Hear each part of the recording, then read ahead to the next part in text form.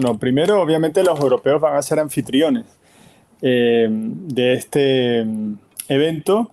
De hecho, en las palabras de la declaración del presidente de la República francés, Macron, lo recuerda, el G7 se gestó en Rambouillet, ¿eh?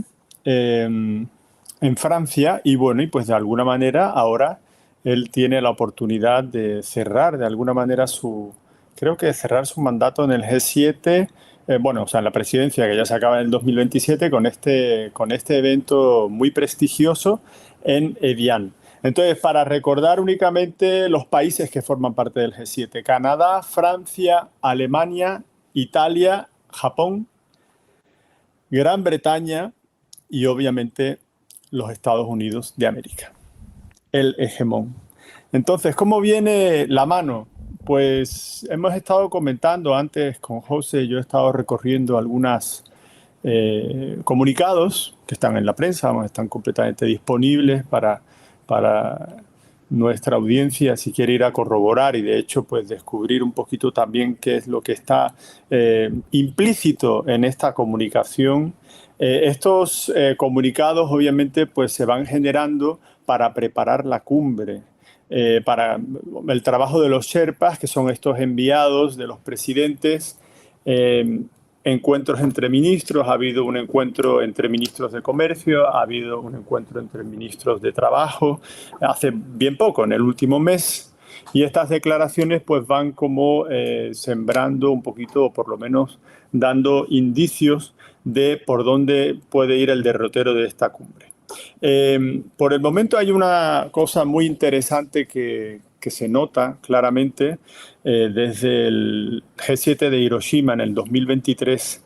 El G7 viene adoptando a cada vez más, casi calcado, el famoso tratado del 9 de julio de 2023 que se adoptó, de hecho, en París, la declaración conjunta contra la coerción económica y las prácticas comerciales que quedan por fuera de las prácticas comerciales de mercado. O sea, todo lo, digamos, que se considera como ilegal en las prácticas comerciales, un documento que, bueno, cuando uno lo lee claramente adivina que el país que está como, digamos, en la mira de este documento no es otro que China, cuyas prácticas comerciales son muy discutidas a nivel de, obviamente, de Estados Unidos y también de Europa y de otros países como Australia, Nueva Zelanda, obviamente Japón.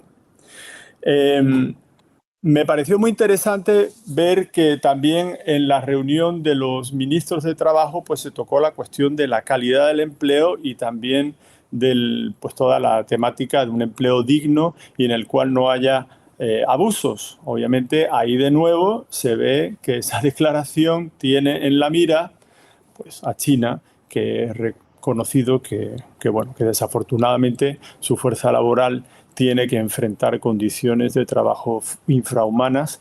Es algo muy frecuente y desafortunado. También me llamó la atención en el comunicado de los ministros de Comercio la temática de estudiar cómo hacer para manejar la cuestión de los pequeños envíos que se mandan desde, o sea, pequeños paquetes con mercancía que se mandan desde China de nuevo, porque en realidad es una de las temáticas en las cuales hay una incomodidad muy grande en Estados Unidos y en Europa, todos estos paquetes de pequeña mercancía que finalmente pasan por las fronteras europeas y de Estados Unidos y los sistemas de protección de las fronteras no consiguen que estos productos generalmente respondan de manera, pues lo que está acordado con los criterios de calidad, de precio, etcétera, que se piden en una relación comercial sana y equitable. Entonces, la presencia de esos temas enseguida lleva a pensar que este G7 pues, es una especie de culminación después de lo que ya hemos visto este año y que hemos referido en numerosos programas, que fue la cuestión de la visita de Trump a China. Vimos en aquella ocasión como finalmente los Estados Unidos eran los que marcaban el paso en este baile. Luego también con todo lo del conflicto de Irán, eso lo hemos estudiado mucho también y sigue siendo el caso hoy. China y los países asiáticos son los más castigados por esta situación, por la cuestión del petróleo, pero no vamos a abundar en ese sentido de nuevo, aunque bueno, están pasando cosas en Irán en estos días también. Entonces, de alguna manera, yo tengo la sensación que además de ser anfitriones, pues los europeos están muy dispuestos a escuchar, a ver qué es lo que tiene que compartir la administración norteamericana. Están de una manera muy receptiva.